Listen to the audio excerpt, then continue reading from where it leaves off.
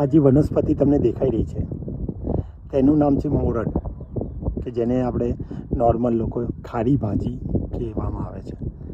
આ જે વનસ્પતિ છે એ રણ વિસ્તારમાં એટલે કચ્છના નાના રણમાં દેખાશે. તમે નળ સરોવરના એરિયામાં જશો તો પણ દેખાશે.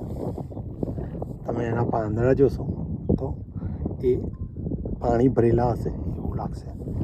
એનો ટેસ્ટ કરવાથી એ આપણને ટેસ્ટમાં ખારી લાગે છે. તો જ્યારે નાની છોકરીઓ જ્યારે વ્રત કરે છે તો જ્યારે એમને ખારું ખાવાનું નથી હોતું તેની જગ્યાએ આ ભાજી યુઝ કરવામાં આવે છે. બીજી ખાસિયત એ છે કે રણ પ્રદેશમાં જ્યારે પાણી ઓછું થઈ જાય છે ત્યારે આપણા કચ્છના નાના રણની અંદર જંગલી ગધેડા જોવા મળે છે, જેને આપણે વાઇલ્ડ કે જે ઘૂડખર કહેવાય છે. તે આ મોરડ ખાય છે અને આ મોરડમાંથી એને પાણી અને જે એને સોલ્ટની જરૂર હોય છે એ, અને એની ઉપર જે આ તમને દેખાઈ રહ્યા છે તે તેના ફ્લાવર છે. તો રણ વિસ્તારમાં ઉગતી વનસ્પતિ મોરડ. જો તમને આ વિડીયો ગમ્યો હોય તો લાઈક કરજો અને આવા જ બીજો વિડીયો જોવા માટે મારી ચેનલને સબસ્ક્રાઈબ કરજો. અને જો તમે મોરડ નળ સરોવર અને રણ સિવાય ક્યાંય બીજે જોઈ હોય તો કોમેન્ટમાં જરૂર જણાવજો.